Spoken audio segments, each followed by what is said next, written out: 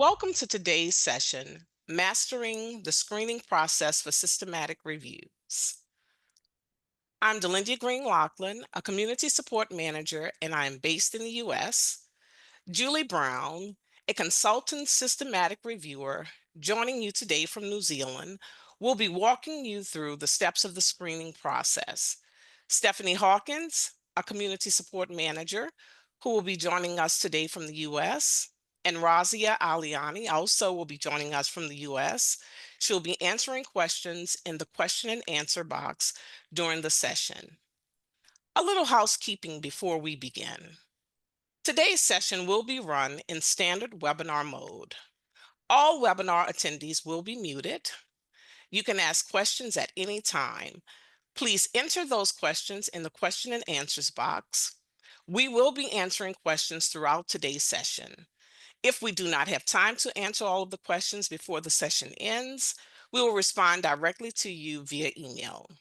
Yes, this session will be recorded, and you will receive the recording of this webinar within 24 hours via email. In addition to what we will be covering today, we have a lot of support resources to support your learning of the platform. We have several knowledge-based articles for each stage of the platform, video tutorials, and recorded live sessions as well. You can also email me and the rest of the community management team at any time using the email address support@covidence.org. But before we get started, I would like to provide you with a little bit of contextual information about Covidence for anyone who is here that has not already used the platform. Covidence was created by and for the research community, and it is designed to streamline the process from title and abstract screening through to extraction to risk of bias. The platform allows our review teams to significantly reduce the amount of time spent on reviews, meaning reviewers can produce evidence much faster. We have a full-time team based around the globe, based around the world, continuously working on improving the product and providing technical support to our global user community. The platform is entirely cloud-based with nothing to download, and we support the world's largest review community with over 600,000 users around the globe. The purpose of this webinar is to educate researchers, students, and librarians engaged in evidence synthesis. So today we will walk you through the steps of screening through to PRISMA reporting. We will discuss why this part of the stage in the systematic review process is important. Next, we will discuss what you need to include in your protocol to streamline the screening process. We will discuss who should be involved in the screening process. And last, we will demonstrate that this can be done in Covidence. But first, I would like to take a moment to run a poll. Before we get started, I'm interested in what is the biggest challenge you faced during screening? So I'm going to go ahead and launch the poll. Okay, so I've launched the poll. Is it the lack of time, disagreements between reviewers, confusion between the inclusion and exclusion criteria, technical issues, or simply that you've not done screening yet? Cast the vote and we'll go ahead and share the results. So a large bit, we can see it's due to confusion and inclusion and exclusion criteria. Okay, great. Lack of time, technical tools, and simply because you haven't done it yet. Imagine trying to find a tiny needle hidden deep within a massive haystack, a task many researchers and systematic reviewers face when conducting title and abstract screening for literature reviews. With thousands of potential articles accessible, it is important to find an efficient and accurate method for identifying relevant studies among the many options. Screening in the review process is a critical step in the process of conducting systematic and other comprehensive reviews. It serves as the initial filter that determines which studies will be included for detailed evaluation, and its accuracy directly impacts the quality and reliability of the entire review. So I'm going to hand it over to Julie now while she walks you through this process. Thanks very much, Delindia. Fantastic. So, welcome everyone. And I'm going to begin with some great news. You can now download our latest ebook, which is the screening for systematic reviews from our website. It includes some great information on screening, including tips on getting started. And you can download that as an individual ebook or as part of our new ebook bundle, where you also get protocol development for systematic reviews and data extraction for intervention systematic reviews. And we've got a QR code there to help guide you to the right place on the website. So I'm going to begin the webinar today with looking at the importance of screening. Now, screening usually takes place after you've conducted all your database searches and before you undertake extraction or the analysis or the synthesis of your data. The process of screening is similar whether you're working on a systematic literature review or any other type of review. So it might be a scoping review or a qualitative review. You're going to be following the same steps during the screening process. And screening ensures that the studies in the review are relevant to your review question and that you're able to remove or exclude any irrelevant studies. Now, depending on your research question, you may have hundreds or thousands or even tens of thousands of studies to screen to identify the ones that are relevant. And so that's a little bit like the needle in the haystack analogy that Delindia just gave us. Screening itself can ensure that the review is based on the highest quality available evidence, because sometimes you'll find that low quality evidence can introduce bias in some review types, especially systematic literature reviews. By using the pre-specified inclusion and exclusion criteria and detailing all of the screening procedures, such as the number of reviewers, whether reviewers were blinded or not, and methods used to resolve conflicts, allows us to have consistency and for other researchers to be able to replicate your review process. And that's really important. So what do you need to include in your protocol? Your protocol is, I guess you need to see it as being like the foundation of a really good systematic review. It explicitly should outline all of the processes that you're going to be including in your review. And that includes how you're going to go about screening.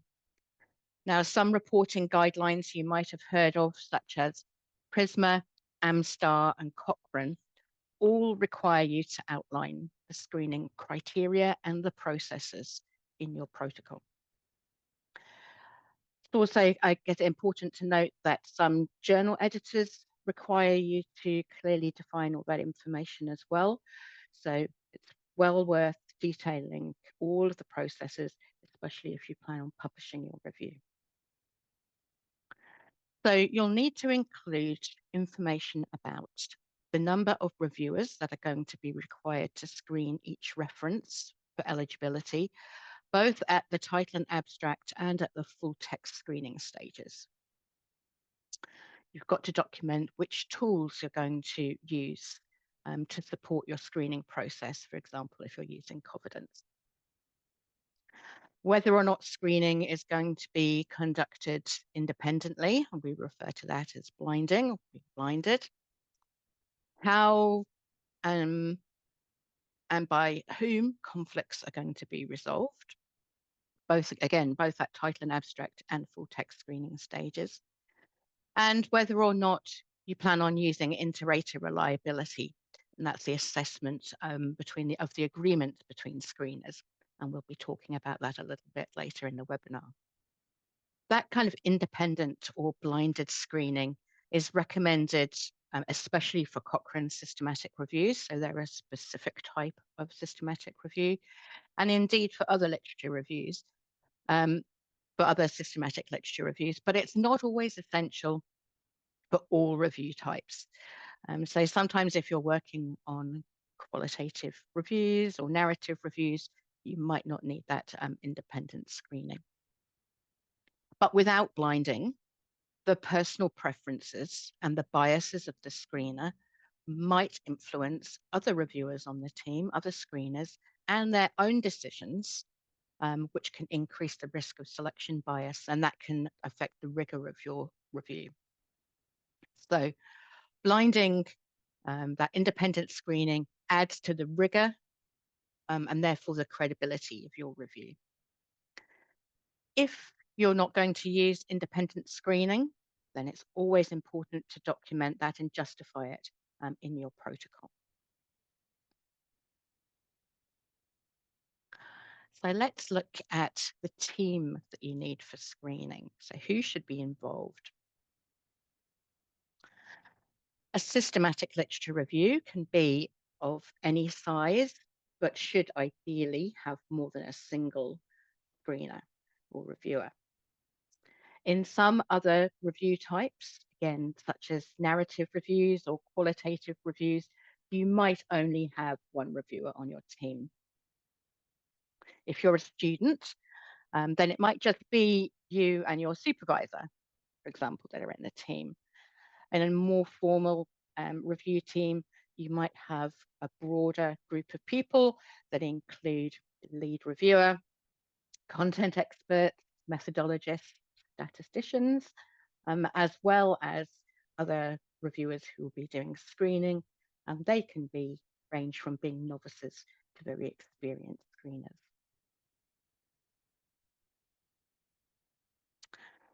So how many people do you need for the purposes of screening? The review team itself need to decide whether to have one or two reviewers screen each individual study or reference. It's really not necessary to have any more than two screeners for each reference. And as I've mentioned, for systematic literature reviews, it's recommended to have two reviewers independently conduct the screening. Now you can see here we have single reviewer where we have two reviewers, often referred to as dual reviewer screening. And that dual reviewer screening really helps avoid references being accidentally missed and reduces that risk of introducing personal biases and subjectivity. There are some alternatives out there to dual reviewer screening, especially if you've got a really large review, lots and lots of references to screen, or if you're particularly restricted by time. So you've got proportional screening. There's an example of it here on the screen. Excuse me. You can have a subset of studies, say 20%, are going to be independently, so blinded, reviewed by a second reviewer. So the first reviewer screens all of the studies. The second reviewer will only screen, like I say, 20%. So what this approach does is it optimizes your resources, but it still maintains a level of accuracy and consistency in the selection process. And as I said, it's quite a useful method if you've got very large reviews or a time constraint. There's also something called consensus screening. And in this, reviewers screen together and that discussion can happen in real time or by email, for example.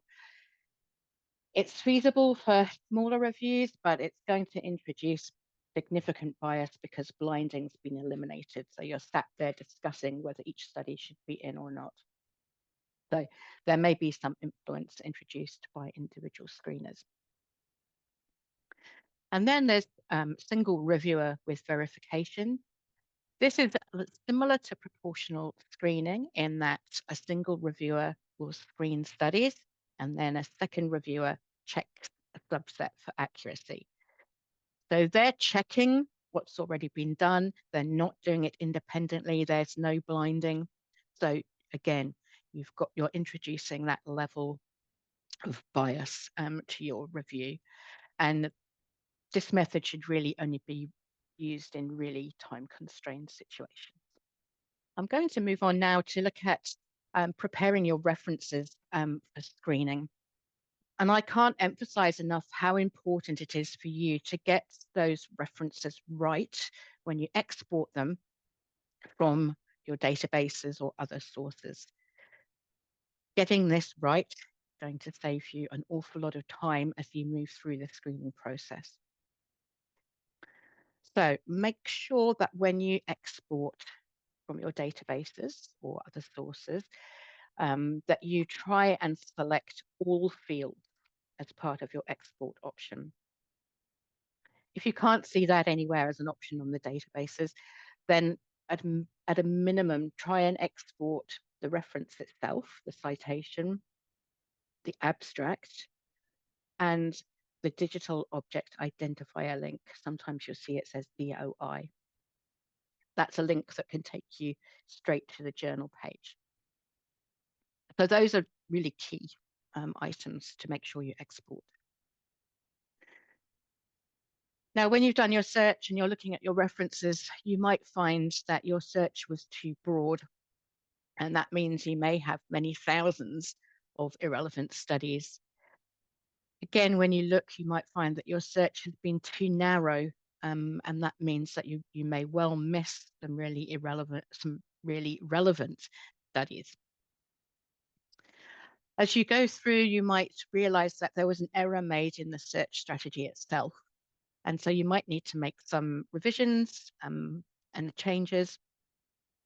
Again, any revisions to your search strategy that you make, you need to ensure that you've documented that in your protocol for transparency. Now, sometimes you might find that there are genuinely only a few studies for screening. So don't panic about that. If you've done all of your searches properly and you find you've only got a couple of studies, that's absolutely fine to continue with your literature review.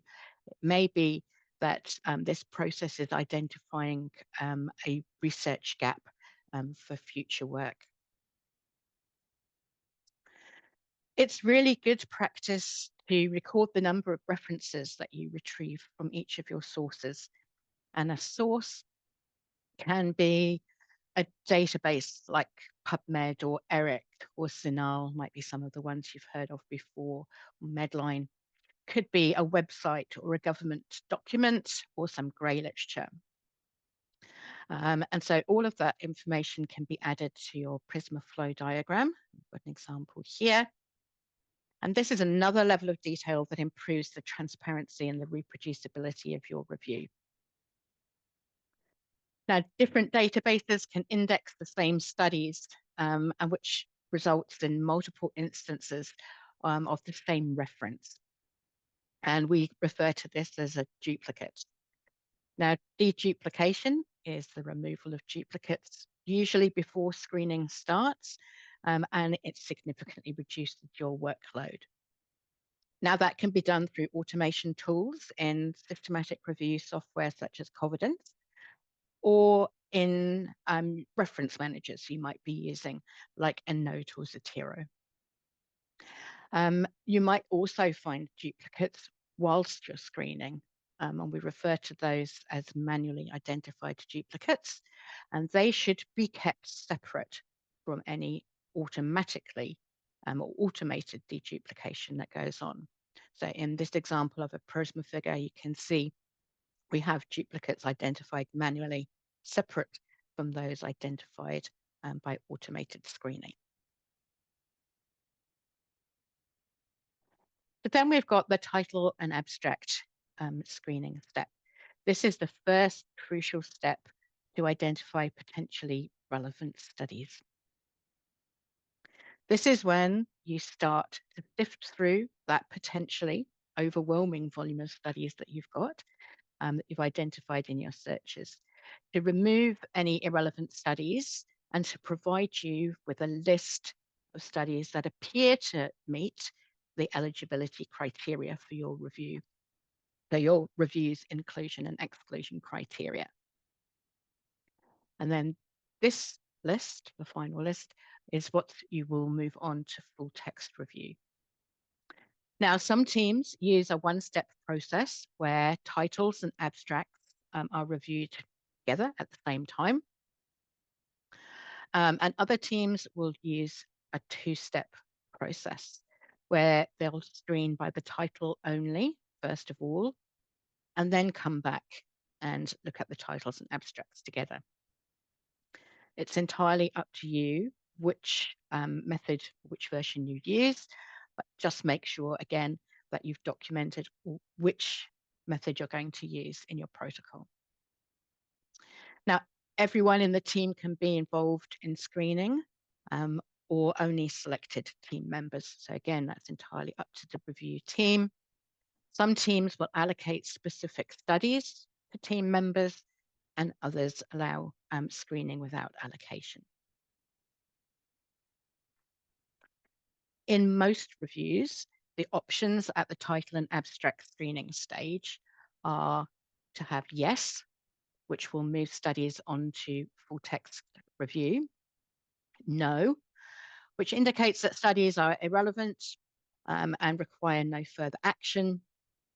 So those might be studies that are completely irrelevant. Sometimes animal studies slip into the search output. So those go straight into the no further action required. And then you've got a group of studies or references that might be labeled as unsure, maybe, or unclear, depending on kind of what method you're using for screening. Those studies often lack clarity or they have missing information. And so you feel that you really need to look at the full text, the PDF of those studies before you can make any decision. Conflicts occur where there are disagreements in voting. So yes versus no, or maybe versus no. And this often happens when one of the reviewers has missed or misunderstood an inclusion or exclusion criteria, or just accidentally selected the wrong option. So again, that kind of emphasizes why having two people doing the screening is of benefit. These kind of conflicts are usually really simply and easily resolved, usually by the reviewers who voted. And you can resolve those conflicts by email, in person, or by video discussion. Some teams prefer a senior member of the team to resolve all of the conflicts. Other teams just allow conflicts to be resolved by the individuals who voted. Sometimes when the two reviewers themselves are resolving conflicts, they really can't come to an agreement.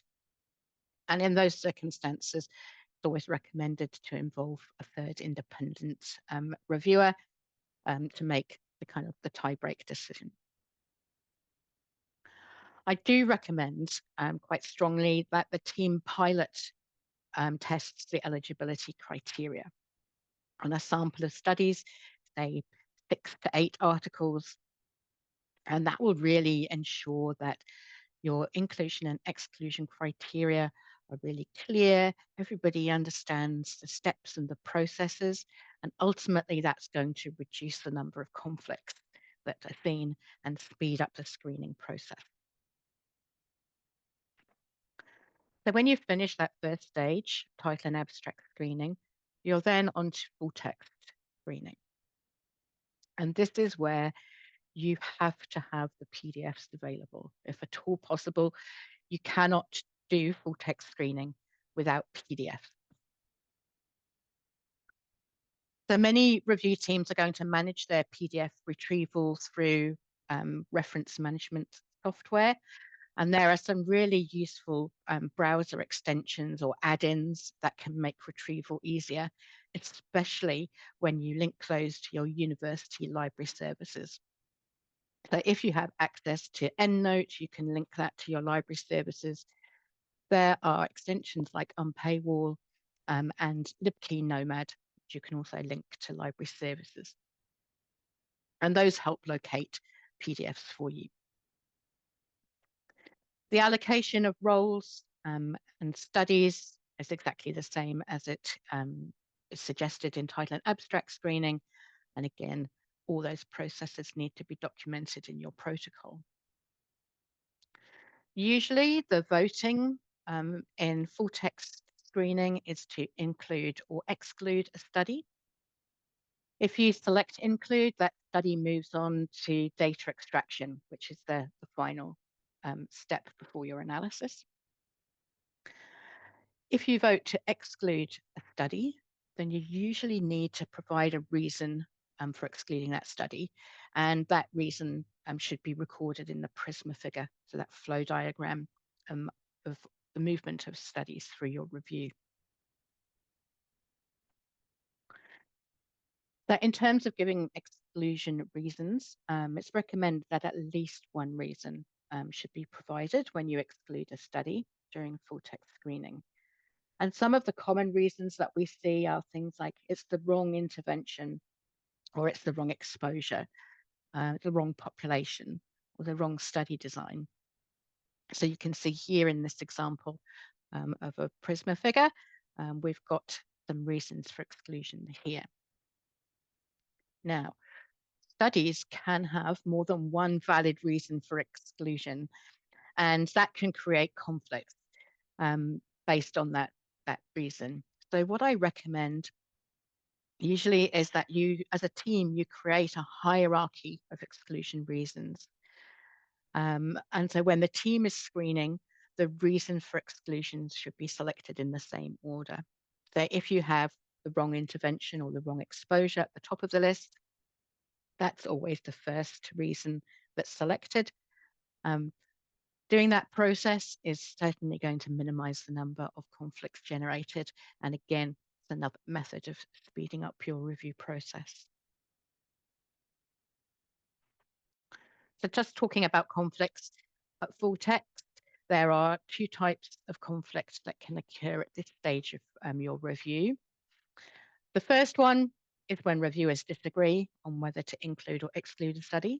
So that's a fairly simple disagreement. And then you get those conflicts that I've just described. So both reviewers have voted to exclude the study, but they've given two different reasons. And as I've just said, both those reasons can be valid, but only one of them can move forward to the Prisma. So if you create that hierarchy, it's going to reduce these specific conflicts.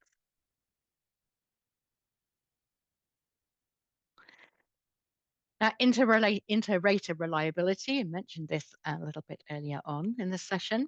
This is a measure of the consistency and agreement between two or more reviewers in their assessments of studies during screening. And the score can help to identify discrepancies in screening and ambiguities. So you can easily see if people aren't understanding your inclusion and exclusion criteria, then you get a low inter-rater reliability score. Now, there are a number of statistical methods that can be used, and I don't have time to go into all of those today. But generally, a higher inter-rater reliability value indicates that the reviewers are consistent in their judgments, whereas a low inter-rater reliability score, as I just said, suggests that there are different interpretations to the criteria for inclusion and exclusion.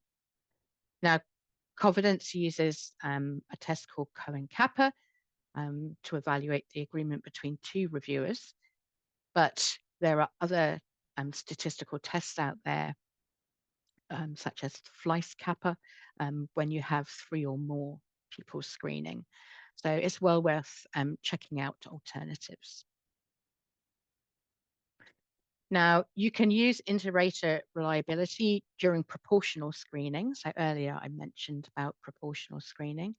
And you can do that to ensure that there's a high level of agreement between the two people voting before you continue with just that single person doing the screening.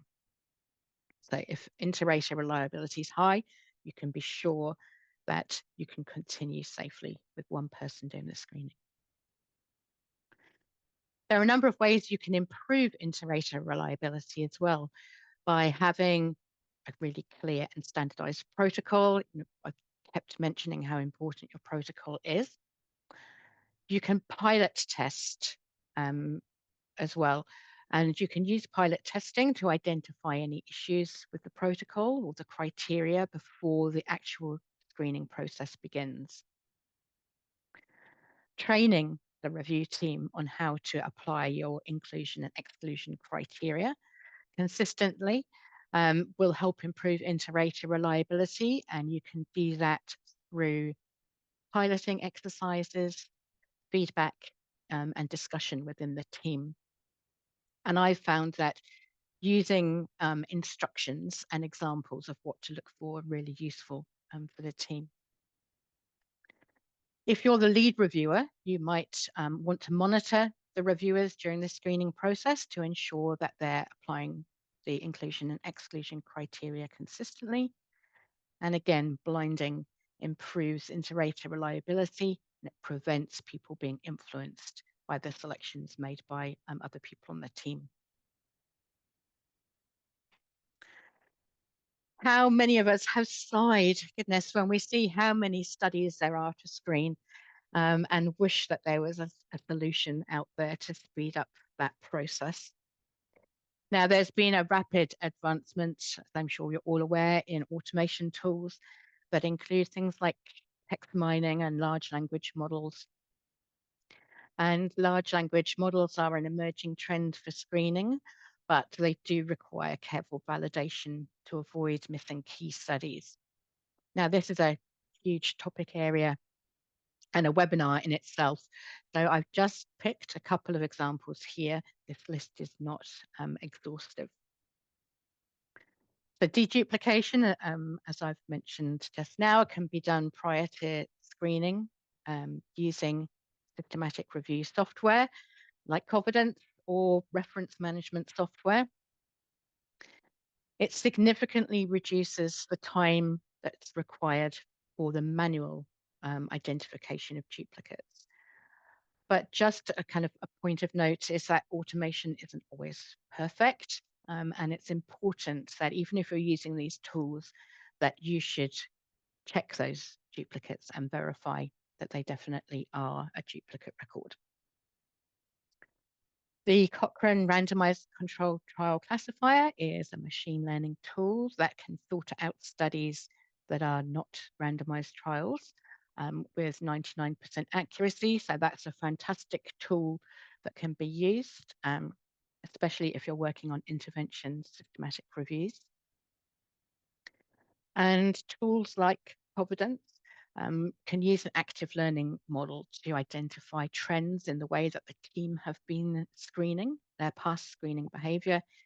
And what that does is it determines and displays the studies that you're most likely to include first and vote yes on or include. And that's referred to as relevancy. So you can see that Prisma also recommends reporting on the automation tools being used in your systematic review as part of the transparency of your review process. And I do recommend that if you find you're not confident in an automation tool that you've decided to use, whatever it may be, then you should revert back to manual screening for your peace of mind.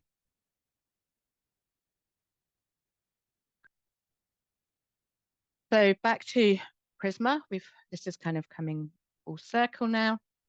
We've got reporting guidelines on how to do screening, and the Prisma 2020 statement provides us with this key information. This is the same whether you're working on a systematic literature review or a scoping review.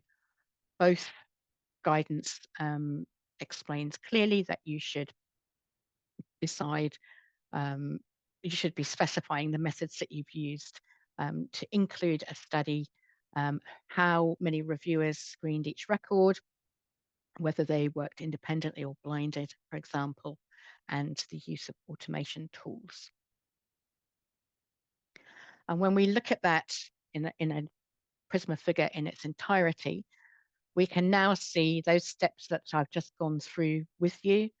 We can see how we identified studies and named the sources, how we've identified duplicates and whether they were manually identified or identified by automation tools. We can see how many studies were screened at the title and abstract stage, at the full text, and how many were removed at each of those stages, and the reasons why. And then finally, how many studies we have that we're going to actually extract data from. So now I'm going to pass over to Stephanie, who's going to demonstrate how Covidence can help you and support you through your screening journey. Thank you, Julie. So Covidence is happy to walk you through the screening journey. So I'm going to just show you the platform, show you how screening works, and go from there. So right now I am in a review project. Once you create your review, this is the review framework: import, title and abstract screening, full text review, and extraction. There's nothing that you need to do to make this framework come up. It's available for you when you create your projects. So the first thing that you'll need to do before you begin screening, though, is import your references. So Covidence accepts EndNote, XML, RIS format, and PubMed format for import. And most, if not all, databases have a direct export pathway to one of these three formats. So you don't have to use any specific database. Databases have a direct export pathway to one of these formats, whether you're searching in a medical database or social sciences, humanities, law database, they will have a direct export pathway to a Covidence compatible format. Then you can import it into different sections of your review. Most people are going to import into screening if you're starting your review within Covidence. Import into, and then you can select your source, so meaning the database you did your search in. And this will automatically populate the Prisma flow diagram at the end. Then you would choose your file. So let me pop over here into PubMed to show you. I've already done a search for social media and body image. So I've done my search. Then I can export my results from this database. So to do that here within PubMed, I'm going to click Save. I can select all results on this page or all results. And for the format, make sure you select PubMed format. And then create your file, and that will automatically download to your computer. Then that downloaded file is what you'll want to choose to import into your review project.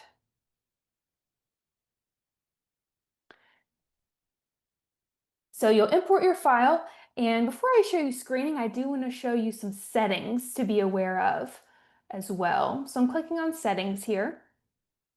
You have your review name, review type. You can document your search strategy here in addition to the date of your last search, which can be very helpful for the transparency for the team.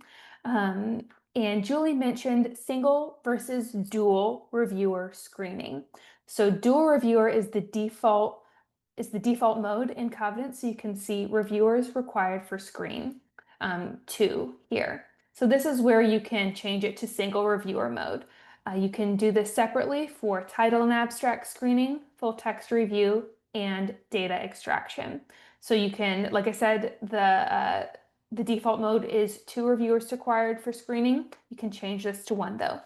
Please make sure though that you want your team to do single reviewer screening versus dual reviewer, because it's not easy to change back to dual reviewer mode to have a second reviewer screen without unblinding the process. So change to single reviewer once you and your team have decided that is the route you want to go for your review project. Then you just save your settings there. I'll move over here to the Reviewers tab. This is just where you would invite your team. You can invite your team to work on the review project, which is crucial, of course. Then pop over here to Team Settings. As Julie mentioned, voting is blinded within Covidence, so you'll be able to keep track of how many votes people have cast, but you won't be able to see how they voted. So as the screening process goes on, you'll be able to see the team progress bar and the number of votes people have cast. Clicking on eligibility criteria now. So this part is crucial to help speeding up the screening process. So you can input your inclusion and exclusion criteria. Just one person on the review team needs to input this criteria. We have this in a Pico format here, but you don't have to use Pico format. You can use any other method, whether that's Spider, anything else, any other information for inclusion and exclusion, you can input that here. And you can input that in the other category. And any boxes that are left blank won't come up while you're screening. So you can input your inclusion and exclusion criteria here. You can also add highlights. So note this is different than what you're inputting here in eligibility criteria. These are just text boxes. These inclusion and exclusion boxes here, these are just a text box, so you can copy and paste any information you need. The highlights are best used for single words or specific word phrases that you want highlighted. The inclusion criteria will be highlighted in green, while the exclusion will be highlighted in red as you're screening. So you can add those here. And like I said, it is different. Highlights are different than the eligibility criteria, okay? Those do need to be input separately. You can also input your exclusion reasons here. So you can input custom exclusion reasons unique to your team and the reasons for your voting. You can input those here and remove them as needed. You can also manage your study tags here. You can also add tags as you're screening, as I'll show you, but you can manage your study tags here. So that's review settings. Let's have a look at actual screening. So here I am at title and abstract screening. If I take a look on the left-hand side of the page, I'll see the team progress bar. This progress bar will be the same for everyone on the review team. These numbers will be the same. However, the numbers on the right-hand side are going to be unique to my personal Covidence account and the work I have conducted on this specific review. So individual reviewers' numbers on the right-hand side will be different depending on their login. So I'm going to click continue here. So we do have a few machine learning elements, one of them being the most relevant sort option. So as the team screens, there is a relevancy ranking. So as you screen, the studies most likely to be included will come up first. So this is especially useful if you have a large review and a large review team. This can help move studies forward to full text review faster. So you can have teams working in tandem. You can have people getting started on full text review while people are still screening in title and abstract. So that's the most relevant sort. And you do have to have screened at least 25 references with at least 2 yes votes and 2 no votes for this algorithm to kick in. We also have these other sort options as well. I'm going to click on the criteria button here. So if you'll remember the eligibility criteria you typed in the settings, that will appear here. And this is just a sticky list that reviewers will be able to see as they're screening so that they're clear on the inclusion and exclusion criteria as they're voting. So criteria and highlights. I'm going to click show highlights there. So those green words are my inclusion criteria and red are my exclusion criteria. Those really help the words jump off the page to help speed up that screening process. And I can collapse those. I can also add tags. I tick that button here. I can add a tag. I can create a tag or add a tag here. That added a tag I can remove. I can also add notes. as I'm screening. And then as I vote, I can vote yes, maybe, or no. As I vote, things will move off of my page, and then they'll move into different sections of the review. So this review is in dual reviewer mode. If I'm the first person to vote on something, it's going to be in my awaiting other reviewer tab here. When references are in my awaiting other reviewer section, I have the opportunity to change my vote if I need to. And then once a reference has received 2 no votes, that would move to the irrelevant references stage of my review here. If there's a voting conflict, that will go into the resolve conflict section. You can also set up some screening rules. So you'll see here, I don't currently have permission to resolve conflicts. So perhaps you need a senior member of the review team to be the one who can resolve conflicts. You can set that up. And again, votes are blinded, so you won't be able to see how people have voted. You'll be able to see which team member voted, but not how they voted. And that does require a third and adjudicating vote. Then if a reference has received a yes or a maybe vote, that will move the reference forward to full text review.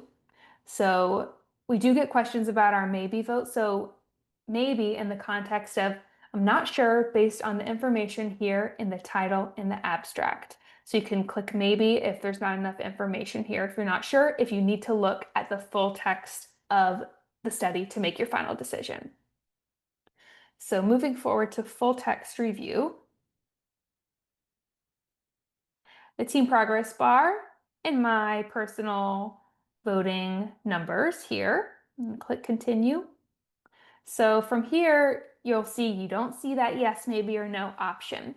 You just see the final decision to include or exclude. So that is because you are going to be reading the full text and making the decision whether or not you want to include or exclude this from your review project. And I did see a question while I'm in here. I saw a question about somebody wanted an option for they weren't sure whether they wanted to include or exclude this.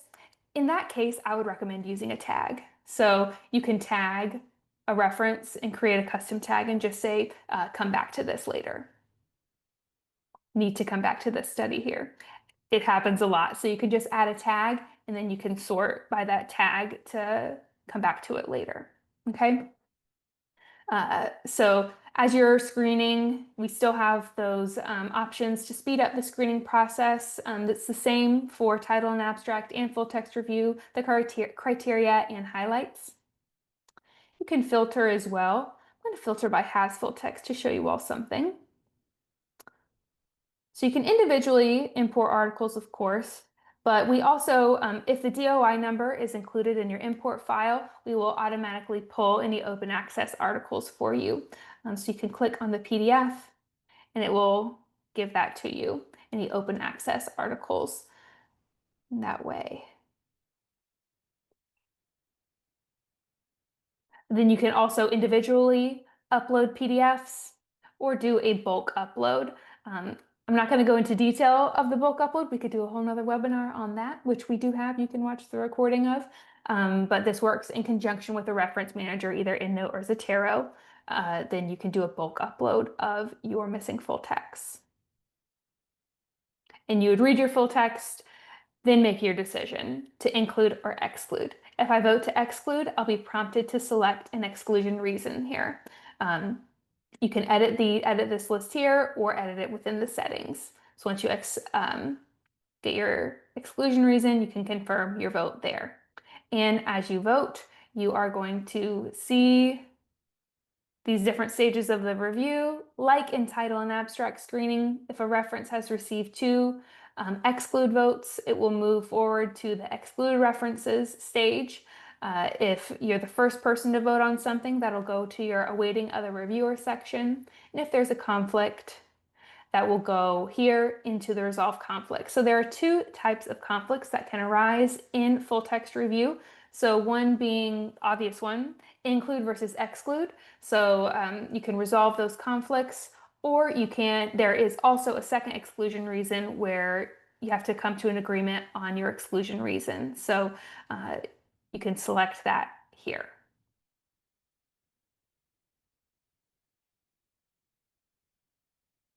So that is full text review, Prisma.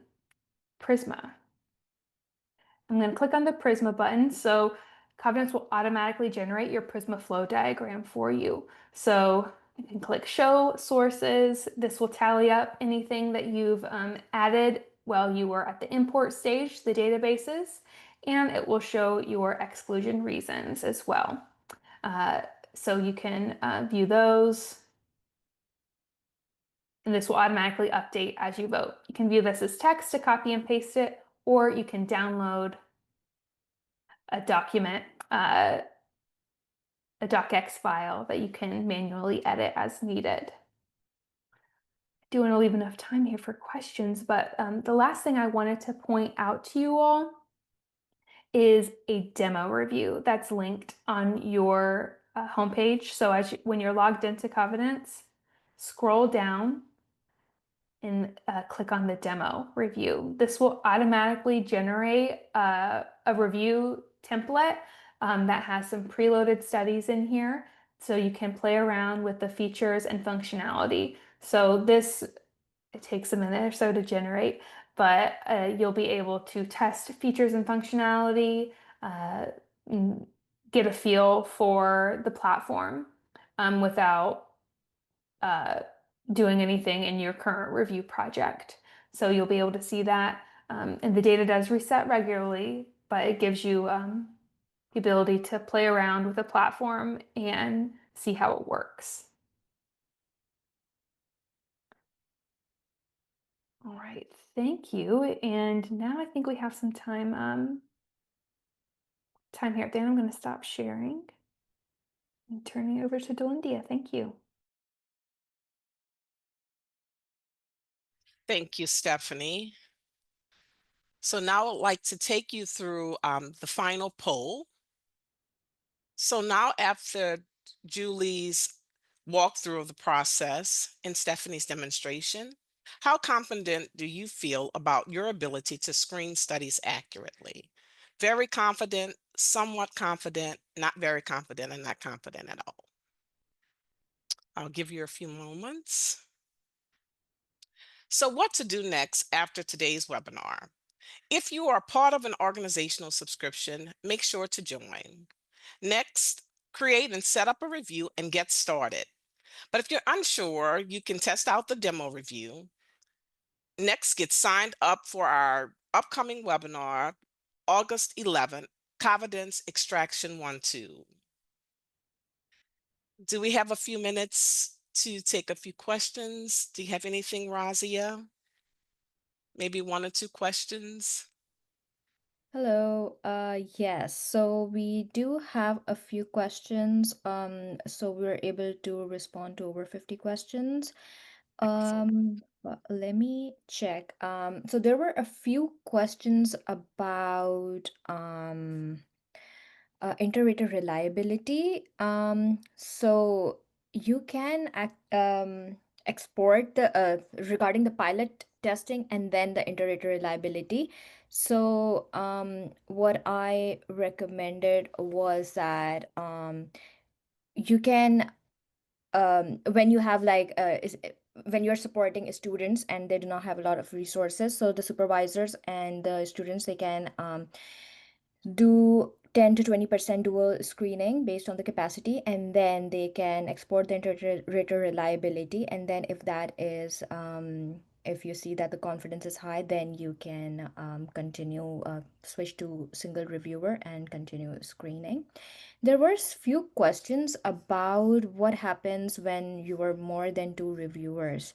So the way Covidence works is that you can have more than two reviewers who can work simultaneously, but the way it works is that um, any two votes from any of the two reviewers, when they're casted, the reference is moved forward. So you do not need to assign references, but so for example, if there's a team of like four reviewers, then and you have 200 references, so have each reviewer um, if in a dual reviewer mode, then each reviewer will screen 100 references.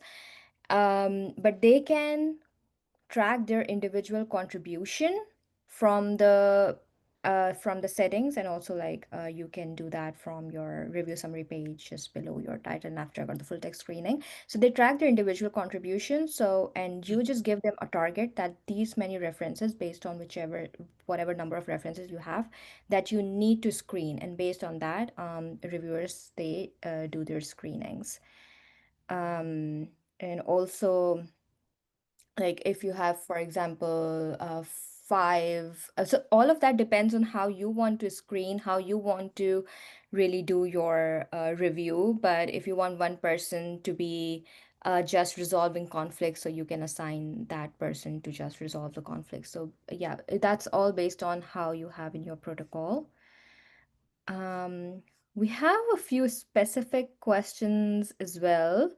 I just want to give a chance to Julie. Do you see any burning question that you would want to respond to? Not immediately. There are so many, and any that we don't answer live now, we'll follow up with you by email afterwards. So all of your questions that have been posed, if they haven't been answered, will be answered later today. Awesome. Great. Thank you. Thank you, Razia. Thank you, Julie. Thank you, everyone, on today's session. Today, Julie walked you through the steps of screening through to Prisma reporting. She discussed why the screening step in the systematic review process is important. She also recaptured what needs to be included in your protocol to streamline the screening process and who should be involved. Stephanie provided a demonstration on where this process starts in Covidence. This concludes our session of mastering the screening process for systematic reviews. Remember, you can always contact us at support@covidence.org. You can always visit our knowledge base. Have a great day or evening, depending on where you are joining us from today. Bye.